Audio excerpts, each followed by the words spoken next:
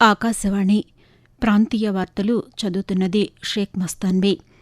ముఖ్యాంశాలు: ఉత్తరాంధ్ర సమగ్రాభివృద్ధికి కట్టుబడి ఉన్నామని ఆంధ్రప్రదేశ్ ముఖ్యమంత్రి నారా చంద్రబాబు నాయుడు పేర్కొన్నారు. ఎలివేటెడ్ కారిడార్లతో హైదరాబాద్ గొప్ప నగరంగా మారుతుందని తెలంగాణ ముఖ్యమంత్రి ఏ రేవంత్ రెడ్డి అన్నారు. అంతర్జాతీయ స్థాయి ప్రమాణాలతో అమరావతిలో ఐకానిక్ భవనాలను నిర్మిస్తున్నామని ఆంధ్రప్రదేశ్ మంత్రి పి నారాయణ తెలిపారు. ఆంధ్రప్రదేశ్ సముద్ర జలాల్లో తమిళనాడు పడవల చొరబాట్లు అడ్డుకునేందుకు చర్యలు తీసుకుంటున్నామని మంత్రి ఆనం రామనారాయణ రెడ్డి స్పష్టం చేశారు. ప్రపంచ క్షయవ్యాధి నివారణ దినాన్ని ఈరోజు జరుపుకుంటున్నాం.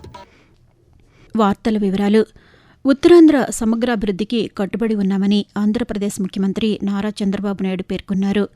అనకాపల్లి జిల్లా నక్కపల్లి సమీపంలోని రాజయ్యపేటలో నిర్మించనున్న ఆర్సెలర్ మిట్టల్ నిప్పస్ ఉక్కు కర్మాగారానికి కేంద్ర మంత్రులు హెచ్డి కుమారస్వామి, భూపతిరాజు శ్రీనివాస్ వర్మ, ఉప ముఖ్యమంత్రి కె పవన్ కళ్యాణ్తో కలిసి నిన్న భూమి పూజ నిర్వహించారు. ఈ సందర్భంగా శిలాఫలకాన్ని ఆవిష్కరించారు. అనంతరం అక్కడ ఏర్పాటు చేసిన బహిరంగ సభలో కేంద్ర ఉక్కు, భారీ పరిశ్రమల శాఖ మంత్రి హెచ్డి కుమారస్వామి ప్రసంగించారు. ఉక్కు పరిశ్రమలో అనేక సంస్కరణలు తీసుకువస్తున్నామని అన్నారు. విశాఖ ఉక్కు పరిశ్రమకు ఆర్థిక సహకారం ద్వారా ఉత్పత్తి పెంచేలా చర్యలు చేపట్టామని తెలిపారు. అనంతరం ముఖ్యమంత్రి నారా చంద్రబాబు నాయుడు మాట్లాడుతూ దేశంలో పెట్టుబడులకు రాష్ట్రం గమ్యస్థానంగా మారిందని అన్నారు. 1.35 లక్షల కోట్ల రూపాయలతో నిర్మిస్తున్న ఈ కర్మాగారం ఉత్తరాంధ్రలో 1,00,000 మందికి ప్రత్యక్షంగా, పరోక్షంగా ఉద్యోగ, ఉపాధి అవకాశాలు కల్పించనుందని ముఖ్యమంత్రి పేర్కొంటూ, ఇండియాలోనే అతి పెద్ద ఫ్యాక్టరీ మన నక్కపల్లికి రాబోతుంది. ఇది ఒక చరిత్ర. ఇది ఇండస్ట్రియల్ సెక్టర్ లోనే అతి పెద్ద మలుపు. రాబోయే రోజుల్లో ఈ ప్లాంట్ వల్ల ఉక్కు రంగంలో నక్కపల్లి తిరుగులేని ఉక్కు శక్తిగా తయారవుతుంది. 5,465 ఎకరాల్లో వస్తున్న ఈ భారీ పరిశ్రమ ప్రత్యక్షంగా, పరోక్షంగా 1,00,000 మందికి ఉద్యోగాలు వస్తాయి. ఎలివేటెడ్ కారిడార్లతో హైదరాబాద్ గొప్ప నగరంగా మారుతుందని తెలంగాణ ముఖ్యమంత్రి ఏ రేవంత్ రెడ్డి అన్నారు. హైదరాబాద్లో ఎలివేటెడ్ కారిడార్లు, ఫ్లైఓవర్లు, అండర్ పాసులపై శాసనమండలి సభ్యులు అడిగిన ప్రశ్నలకు ముఖ్యమంత్రి సమాధానమిస్తూ ప్రాంతాల మధ్య దూరం తగ్గించేందుకు ఎలివేటెడ్ కారిడార్లు నిర్మిస్తున్నామని, హైదరాబాద్ నగరం మధ్య నుంచి అన్ని ప్రాంతాలకు వీటిని విస్తరిస్తామని చెప్పారు. బాహ్య వలయ రహదారి, ఓఆర్ఆర్ లోపల పలుచోట్ల రేడియల్ రహదారులను నిర్మిస్తున్నామని అన్నారు. డ్రైనేజ్ వ్యవస్థను మారిస్తే మూసీ సుందరీకరణ త్వరగా పూర్తవుతుందని, దీంతో హైదరాబాద్ అద్భుత నగరంగా మారుతుందని ముఖ్యమంత్రి వివరించారు.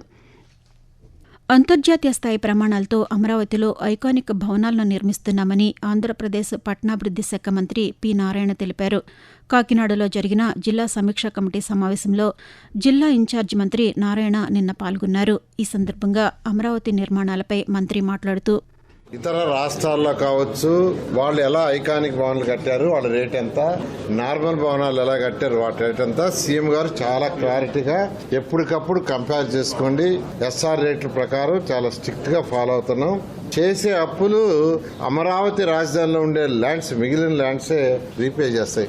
ఈ రోజు మా దగ్గర 5,000 ఎకరాల ల్యాండ్స్ ఉంది, డెవలప్డ్ ల్యాండ్. అది కూడా ఆ ల్యాండ్ని ఫ్యూచర్ అమ్మడం ద్వారా రీపే చేస్తాం. కాబట్టి అమరావతి క్యాపిటల్ సిటీకి చేసే అప్పులు ఒక్క పైసా కూడా ప్రజలు కట్టే ట్యాక్సుల ద్వారా రీపే చేయము. ఆంధ్రప్రదేశ్లోని పిడుగురాళ్ల కొత్త ప్రభుత్వ వైద్య కళాశాలలో 2026-27 విద్యా సంవత్సరంలో 100 ఎంబీబీఎస్ ప్రవేశాలు కల్పించేలా చర్యలు తీసుకోవాలని వైద్య ఆరోగ్య శాఖ మంత్రి వై సత్యకుమార్ యాదవ్ అధికారులను ఆదేశించారు. ఈ మేరకు ప్రభుత్వ వైద్య కళాశాల నియామకాలు, పనుల ప్రగతిపై అమరావతి నుంచి దృశ్య మాధ్యమ విధానంలో సంబంధిత అధికారులతో మంత్రి నిన్న సమీక్ష నిర్వహించారు. ఈ సందర్భంగా సత్యకుమార్ యాదవ్ మాట్లాడుతూ, కేంద్ర ప్రాయోజిత పథకం కింద నిర్మిస్తున్న ఈ కళాశాల కోసం కేంద్ర ప్రభుత్వం 195 కోట్ల రూపాయలను మంజూరు చేసిందని తెలిపారు. 450 కోట్ల రూపాయల వ్యయంతో 47 ఎకరాల విస్తీర్ణంలో జరుగుతున్న నిర్మాణ పనులను మే 15వ తేదీలోపు పూర్తి చేయాలని మంత్రి అధికారులను ఆదేశించారు. ఆకాశవాణి ప్రాంతీయ వార్తలు వింటున్నారు.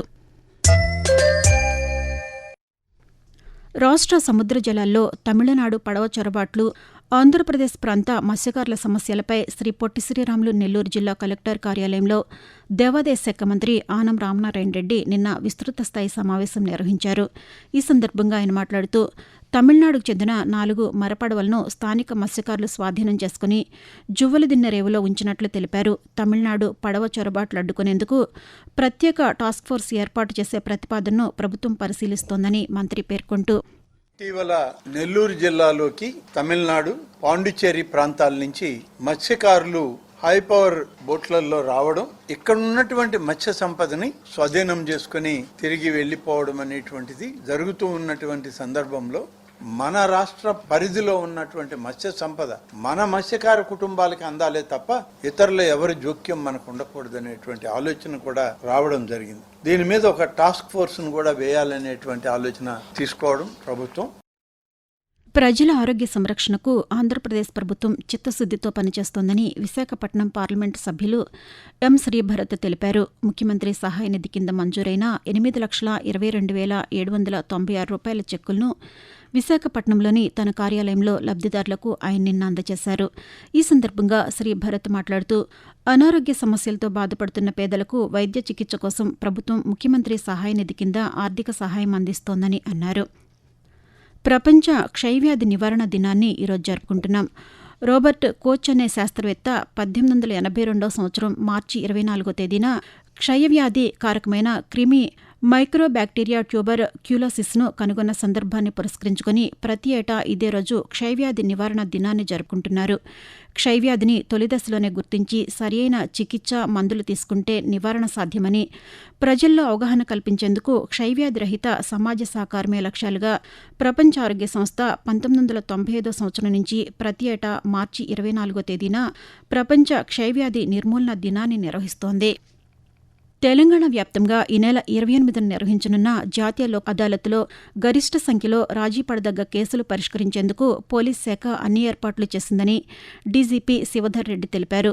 హైదరాబాద్లోని డీజీపీ కార్యాలయం నుంచి దృశ్య మాధ్యమ విధానంలో పోలీసు అధికారులతో నిర్వహించిన సమావేశంలో హైకోర్టు న్యాయమూర్తి జస్టిస్ పి శ్యామ్ కోసీతో కలిసి డీజీపీ నిన్న పాల్గొన్నారు. ఈ సందర్భంగా డీజీపీ శివధర్ రెడ్డి మాట్లాడుతూ ఈసారి ఎక్కువ కేసులు పరిష్కారమయ్యేలా ప్రణాళిక రూపొందించామని అన్నారు.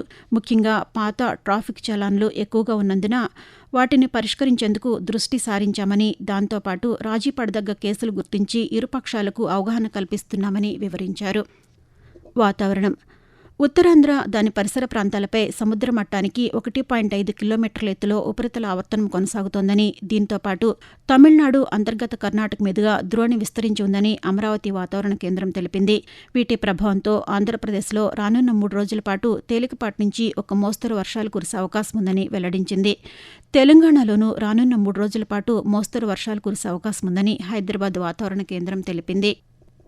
ఆంధ్రప్రదేశ్లోని బీసీ వసతి గృహాలు, గురుకులాల అభివృద్దిపై ప్రభుత్వం ప్రత్యేక దృష్టి సారించిందని బీసీ సంక్షేమ శాఖ మంత్రి ఎస్ సవిత తెలిపారు. తూర్పుగోదావరి జిల్లా రాజమహేంద్రవరంలోని బీసీ కళాశాల బాలికల వసతి గృహాన్ని స్థానిక శాసనసభ్యులు గోరంట్ల బుచ్చే చౌదరితో కలిసి నిన్న ఆకస్మికంగా సందర్శించారు. ఈ సందర్భంగా వసతి గృహాల గదులు, వంటగదిని తనిఖీ చేశారు. ప్రాంతీయ వార్తలు ముగించే ముందు ముఖ్యాంశాలు మరొకసారి. ఉత్తరాంధ్ర సమగ్రాభివృద్ధికి కట్టుబడి ఉన్నామని ఆంధ్రప్రదేశ్ ముఖ్యమంత్రి నారా చంద్రబాబు నాయుడు పేర్కొన్నారు. ఎలివేటెడ్ కారిడార్లతో హైదరాబాద్ గొప్ప నగరంగా మారుతుందని తెలంగాణ ముఖ్యమంత్రి ఏ రేవంత్ రెడ్డి అన్నారు. అంతర్జాతీయ స్థాయి ప్రమాణాలతో అమరావతిలో ఐకానిక్ భవనాలను నిర్మిస్తున్నామని ఆంధ్రప్రదేశ్ మంత్రి పి నారాయణ తెలిపారు.